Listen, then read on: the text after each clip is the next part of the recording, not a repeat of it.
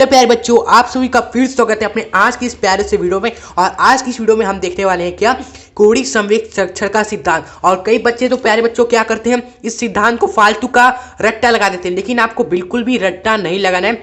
अच्छे से इस टॉपिक को क्या करना है प्यारे बच्चों, फील करना है, यानी कि ये टॉपिक कहना क्या चाहता है आखिर हमसे वो समझना है। ओके, क्योंकि फिजिक्स हम रट्टा नहीं लगाते, क्योंकि हम फिजिक्स को समझते हैं।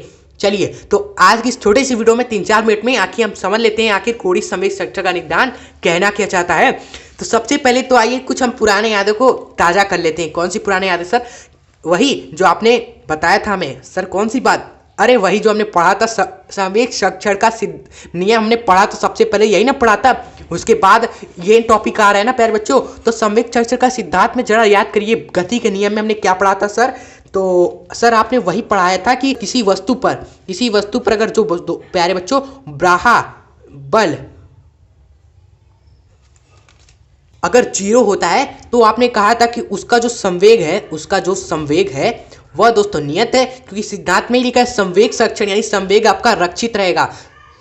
यानी कि संवेग संरक्षित रहेगा दोस्तों, वह बदलेगा नहीं, वह नियत रहेगा। और ये कब दोस्तों नियत रहेगा? जब किसी वस्तु पर ब्राहा बल आपका दोस्तों F वह 0 हो। ओके, अब लेकिन हम क्या आ गए दोस्तों, कोणीय की बात करें। हम क्या कर रहे हैं दोस्तों, कोणीय चैप्टर यानी कि घूर्णन गति की बात कर रहे हैं। घूर्णन गति एक तरीके से समझ लो। घूर्णन गति हमारी सरल रेखा गति में जो हम पढ़ते हैं, सरल रेखा में जब हम बल लगाते हैं वस्तु सीधे चलती है, और यहाँ पर बल लगाते तो वस्तु क्या करती है, गोल गोल गोल गोल घूमती रहे। हाँ ना, सही बात कहा ना हमने? हाँ सर। तो यहाँ पर क्या होता है ना, सब कुछ एक दूसरे से रिलेट रहता है। जैसे हम सरल रेखा गति में हम क्या करते थे, वी के बारे में पढ़ते थे, वेग के बारे में पढ़ते थे। हाँ सर। लेकिन कोणीय वाली गति में दोस्तों हम दोस्तों ओमेगा के बारे में कर रहे हैं, क्योंकि यार यहाँ पर वस्तु क्या करिए, किसी दोस्तों कोणीय वेग से क्या करिए, घूम रही है ओमेगा से।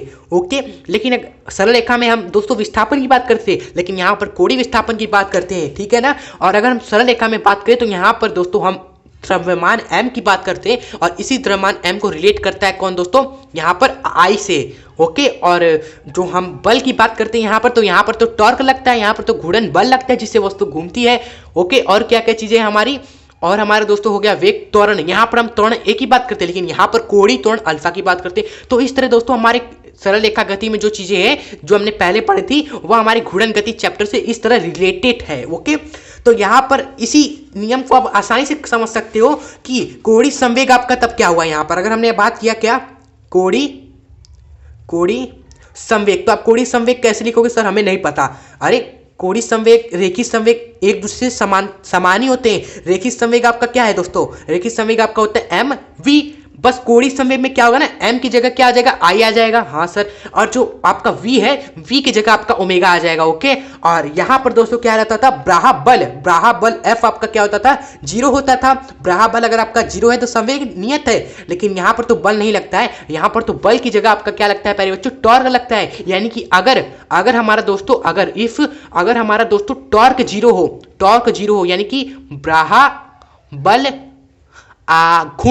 ब्राहा बल आघूर्ण अगर आपका प्यारे बच्चों अगर 0 होगा, तब वस्तु का कोणीय संवेग आपका संरक्षित रहेगा या नियत रहेगा। यही हमारा कोणीय संवेग संरक्षण का नियम कहता है प्यारे बच्चों। बिना रट्टा लगाए, केवल समझकर हमने कोणीय संवेग को भी समझ लिया, और इसी वीडियो में हमने बता दिया आपको कि आखिर कैसे हमारी रेखीय संवेग वाली चीजें कोणीय संवेग से रिलेटेड है, और इसका फॉर्मूला कैसे निकल कर आया। और आखिर अगर ब्राहा बल आपका 0 होता तो संवेग संरक्षित है, और यहाँ पर अगर ब्राहा बल आघूर्ण घुमाने वाला दोस्तों जो है, किसी एच पर घूमते हुए पिंड पर ब्राहा बल आघूर्ण कार्य ना कर रहा हो, या कह सकते हो या कह सकते हो 0 हो, तो वहां पर दोस्तों पिंड का कोणीय संवेग नियत रहता है। यही है कोणीय संवेग संरक्षण का नियम। ओके, तो 4 से 5 मिनट हो गए और हमने टॉपिक कुछ से कर भी लिया। ओके, तो अगर वीडियो पसंद आई हो तो प्यारे बच्चों आपसे यही रिक्वेस्ट है कि लाइक आप जरूर कर दीजिएगा, और चैनल पर नहीं हो तो ऐसे बेहतरीन वीडियोस के लिए चैनल को हमारे सब्सक्राइब जरूर कर ले। और भी ऐसे नियम सिद्धांत हमने क्लास 12 क्लास 11 फिजिक्स के करा रखे हैं, प्लेलिस्ट बना रखा है, जिसमें सारे नियम सिद्धांत चैप्टर कई सारे हमने कवर कर लिए हैं। तो जाकर चेक कर लीजिएगा अगर आप